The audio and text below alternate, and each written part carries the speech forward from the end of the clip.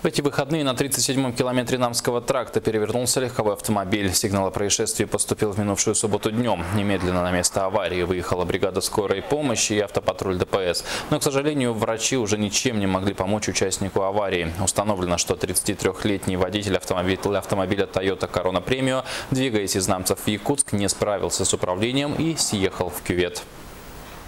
Пассажирка иномарки объяснила, что была пристегнута ремнем безопасности, травм у нее врачи не обнаружили.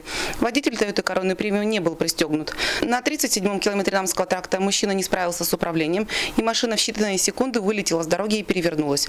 Стаж вождения погибшего водителя составляет 14 лет. В ходе осмотра места происшествия дефектов дорожного полотна выявлено не было.